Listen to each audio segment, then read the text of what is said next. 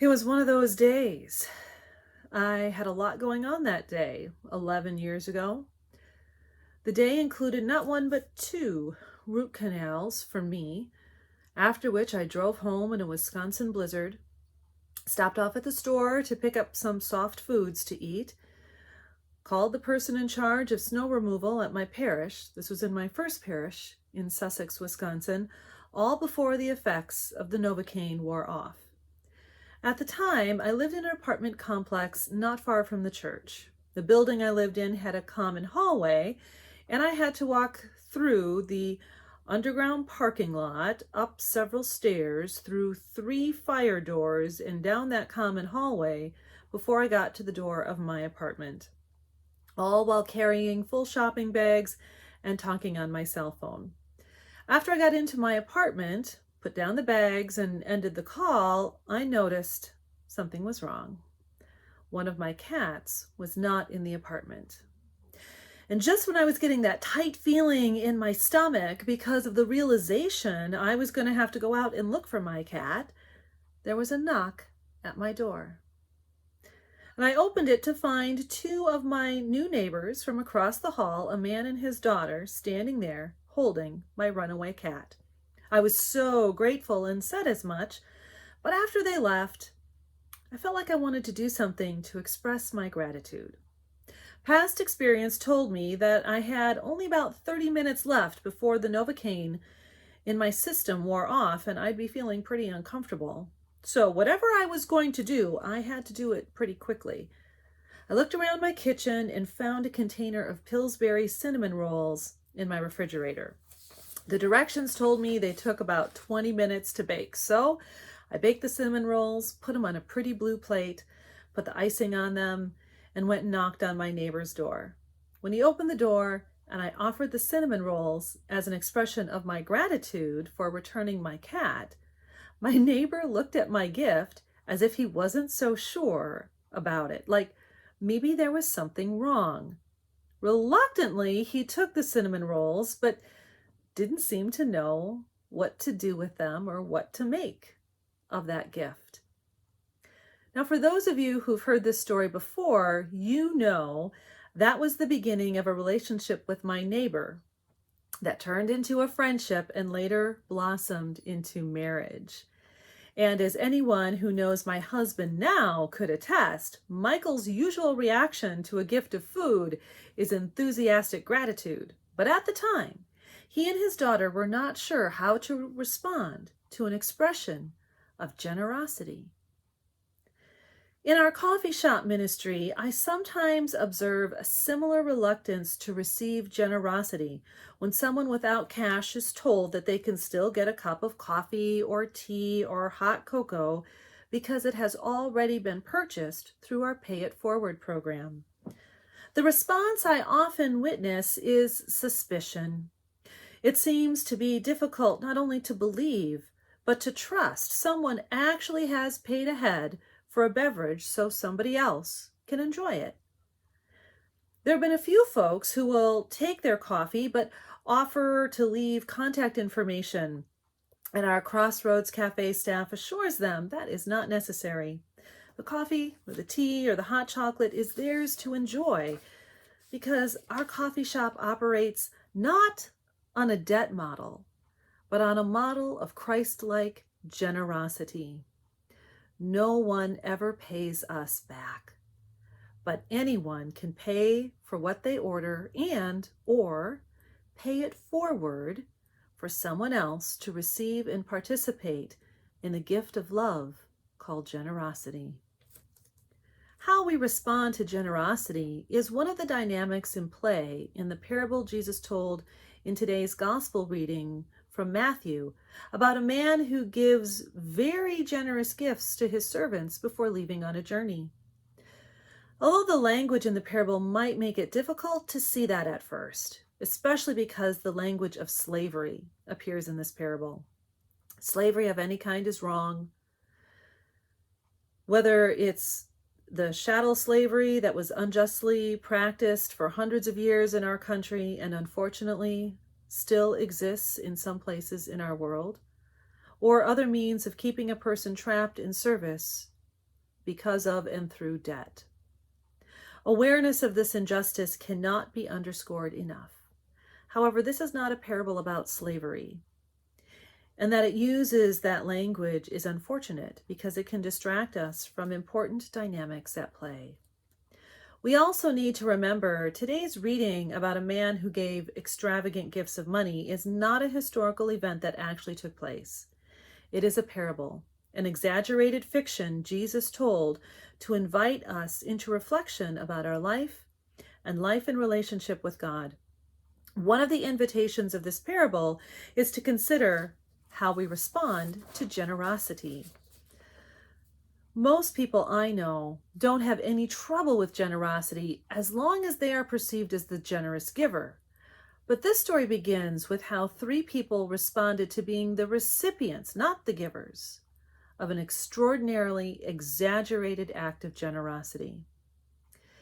There has been some disagreement with scholars and commentators about the amount of money a talent from today's parable actually represents.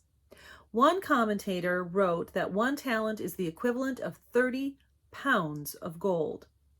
Another said 1 talent equals 15 years worth of wages, and another insists 1 talent is actually 20 years of wages. Well, whoever has it right, we get the idea. Whether the person received 5, 2, or 1 talent, they were all given a tremendously ridiculous amount of money. Notice the extravagant gift was given without expectation or direction about what they were supposed to do with the gift, just that the man who gave the talents entrusted them to the care of the 3 servants. Entrusting something so valuable and precious reminds me of the creation story, when God made the world and everything in it, and then entrusted the world and everything in it to the care of humans. To this day, we still wonder if that means we have God's permission to do whatever we want in the world and use its resources however we want, or if we are to recognize this caregiver role as a responsibility to learn about the world, its systems, and recognize how our actions can hurt or help the very planet we live on and depend on for our survival. 2 characters in this parable seem to explore this question by using the talents they were given. We aren't told the details or what business model they followed, only that 2 of the 3 characters seem to have received the gift with gratitude that manifested in creativity. 2 characters found a way to participate in the generosity they were shown by being generous themselves and creating something new so that they could make what they had been given better. Now, we have to be careful not to assume a 21st century acceptance of greed in interpreting this parable. Parables aren't always meant to be little allegories with one thing in a parable clearly representing something else in real life. Jesus was not using this parable as a motivational speech to inspire up-and-coming business entrepreneurs. At the same time, entrepreneurial thinking doesn't have to be only about how to turn a pile of money into a bigger pile of money, which is unfortunately how I think we often think of that term. Instead, entrepreneurship can just be another form of creativity, of seeing needs and addressing them, or recognizing changes that need to happen in order to live into opportunities in ways that improves life for others. At any rate, while the generous giver seemed delighted with the 2 characters who reflected his generosity and were not afraid of the responsibility that went with what they were given, one character had a totally different response. The 3rd character did not receive the generous gift because he refused to participate. To this 3rd character, the extraordinary generosity appeared to be a heavy burden that he just couldn't bear. To make matters worse, when he gave back exactly what he had been given, the 3rd character gave an excuse why he didn't even try to use the talent. His excuse was fear and suspicion of the person who gave him so much.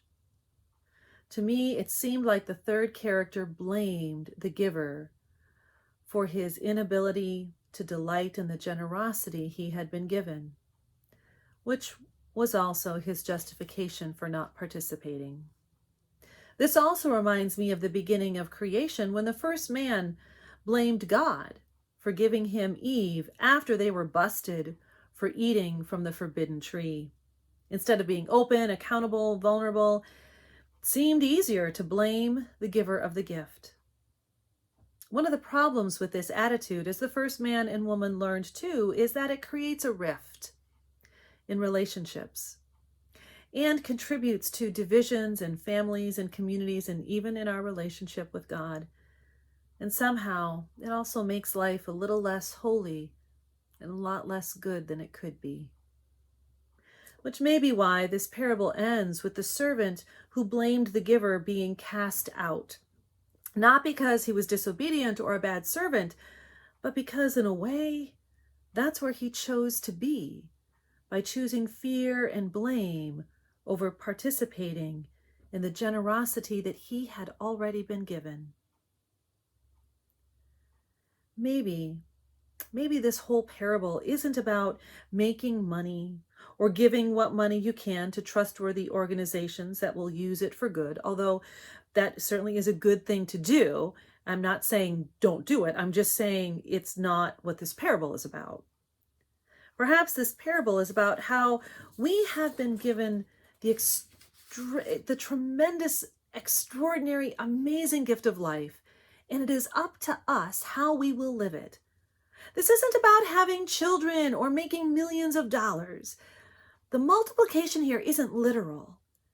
It's about how we use what we have to make the world better than we found it, to participate in life in ways that furthers God's kingdom, God's dream for us and for all the world. It's examining our resources and thinking about how we can use what we have to help bridge those gaps in relationships or misunderstandings. It's about learning to use what we have to show respect for every human being, especially those who are different from us. It's about choosing to trust the generosity of God over the debt system we are too quick to accept without question. That's what my husband learned. At the time, he wasn't able to imagine, and neither was I, what receiving a pretty little blue plate with warm cinnamon rolls on it would lead to exchanging plates, and then cookies, and sharing dinners, and walks, and movies, and laughter, and growing so close together that those cinnamon rolls have increased into so much more. Opening the door to those cinnamon rolls was opening his heart and his mind to a different way of living, one that was not about debt or paying people back, but living deeper into God's love every day and growing into the amazing person that God dreams he can be. And I hope that our Pay It Forward model at our coffee shop ministry introduces people to that same amazing possibility.